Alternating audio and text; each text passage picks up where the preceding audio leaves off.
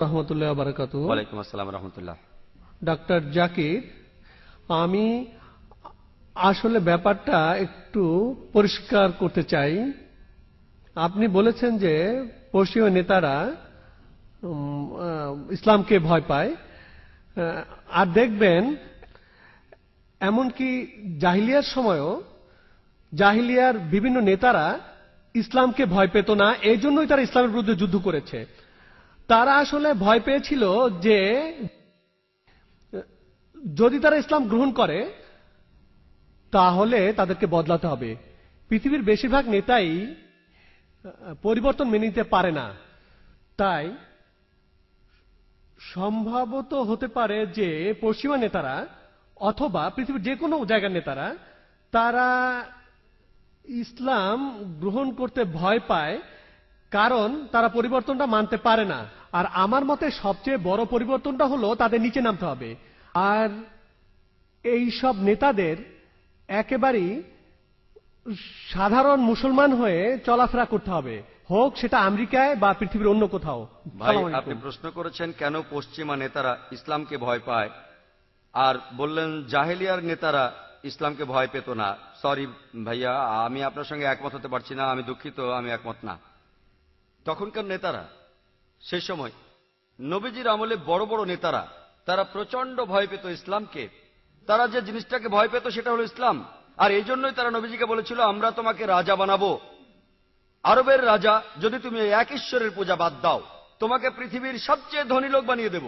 মহানবী উত্তরে বলেছিলেন, যদি আমার ডান হাতে এনে দাও সূর্য, বাম হাতে চাঁদ, আমি ইসলামের এই সত্যকে ছাড়বো না।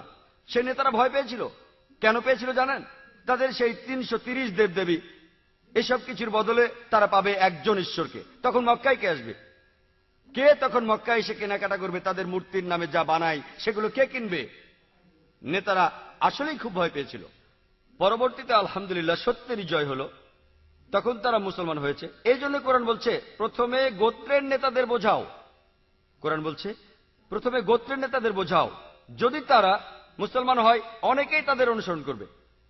সেজন্য আমি বলবো, পশ্চিমা বিশ্বের বেশিরভাগ নেতা ইসলামকে ভয় পায় সবাই না, ভালো লোকও কিছু আছে যারা ইসলাম সম্পর্কে ভালো কথা বলে। বেশ কিছু নেতা, যেমন ব্রুনো চার্লস, বেশ কিছু ভালো কথা বলেছেন। তার নিয়ত আল্লাহ ভালো জানেন, আমি সে ব্যাপারে কিছু জানি না। বেশ কিছু মন্ত্রী ইংল্যান্ডের ইসলাম সম্পর্কে ভালো কথা বলেছেন।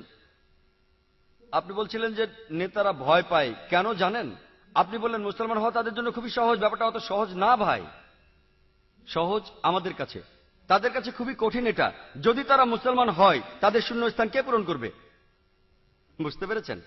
তাহলে যদি কুরাইশদের নেতারা, সেই সময় আবু সুফিয়ান বা অন্যান্য নেতারা, তারা অনেক ধনী ছিল, অনেক ধনী ছিল, তারা যদি গ্রহণ করে ইসলাম, কে তাদের কুর্নিশ করবে? কারণ ইসলামে সব মানুষই সমান। তখন দাসীর সাথে কোলাকুলি করতে হবে, জীবনটাই পুরো বদলে যাবে। তারা ভয় পেয়েছিল যে সবকিছু বদলে যাবে। তাহলে তারা ইসলাম গ্রহণ করলে সবাই এক বিশ্বাসে সামিল হলো, আলহামদুলিল্লাহ। নেতারা ভয় পেয়েছিল যে তাদের নিচে নেমে আসতে হবে, তারা যেখানে ছিল, যে প্রাচুর্যের মধ্যে। নেতারা ভয় পেয়েছিল যে তাদের সবকিছু ছাড়তে হবে শুধু ইসলামের বিনিময়ে। তবে আল্লাহ তাদের হেদায়েত করেছিলেন। তারা আল্লাহর কাছে আখিরাতের প্রাসাদ চেয়েছিল পৃথিবীর প্রাসাদের বদলে। আর এ ব্যাপারে সবচেয়ে ভালো উদাহরণটা আবারও একজন মহিলাকে দিয়ে। তিনি হলেন বিবি আসিয়া, ফেরাউনের স্ত্রী। পবিত্র কোরআনে সূরা তাহরিমের 11 নম্বর আয়াতে উল্লেখ আছে যে তিনি প্রার্থনা করলেন আল্লাহ সুবহানাহু ওয়া তাআলার কাছে যে তোমার সন্নিধানে আমার জন্য একটি গৃহ নির্মাণ করো জান্নাতে, এই পৃথিবীর সবকিছুর বিনিময়ে। তিনি তখন ছিলেন পৃথিবীর সবচেয়ে শক্তিশালী মানুষের, সমগ্র পৃথিবীর সবচেয়ে শক্তিশালী মানুষের স্ত্রী। তারপরও তিনি আল্লাহর কাছে প্রার্থনা করেছেন, আমি এই পৃথিবীর সবকিছুর বিনিময়ে চাইছি আখিরাতে একটি ঘর জান্নাতে। তাই আলহামদুলিল্লাহ, যখন আল্লাহ হেদায়েত করেন, সে যত বড় নেতাই হোক না কেন, সে ইসলাম গ্রহণ করে আখিরাতের জন্য। আশা করি উত্তরটা